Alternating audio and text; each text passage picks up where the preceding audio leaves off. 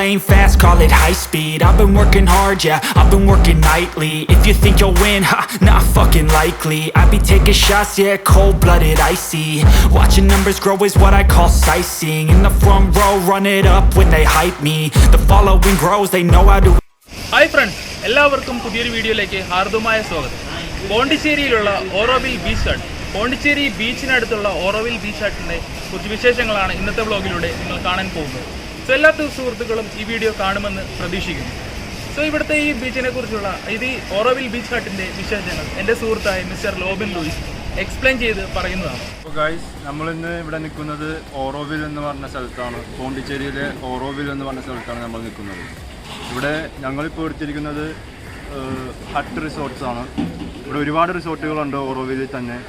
അപ്പോൾ ഇവിടെ main attraction എന്ന് പറയുന്നത് ഇത്തരം ഹട്ടുകളുള്ള റിസോർട്ടുകളാണ്. ഇവിടെ അടുപ്പിച്ച് ട്രഡീഷണൽ രീതിയിലുള്ള ഹട്ടുകൾ ബിൽഡ് ചെയ്ത് വെച്ചിരിക്കുന്നതാണ്. നമുക്ക് കാണാം, വളരെ മനോഹരമായ ബീച്ച് സൈഡ് വ്യൂ ഉള്ള ഹട്ടുകളാണ് ഇവിടെ കാണാൻ സാധിക്കുന്നത്.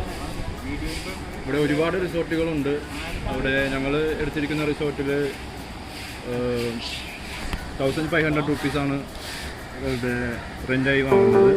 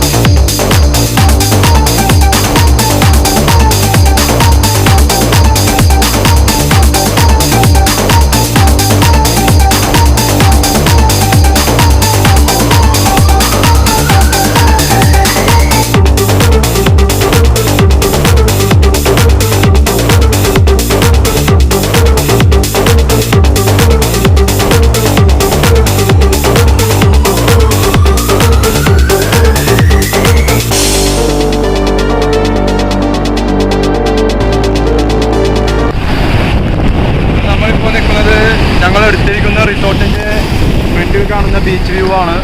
നമ്മളിപ്പോൾ നിൽക്കുന്നത് ഞങ്ങൾ എടുത്തിരിക്കുന്ന ഹട്ട് റിസോർട്ടിൻ്റെ ഫ്രണ്ടിലുള്ള ബീച്ച് വ്യൂവിലാണ്.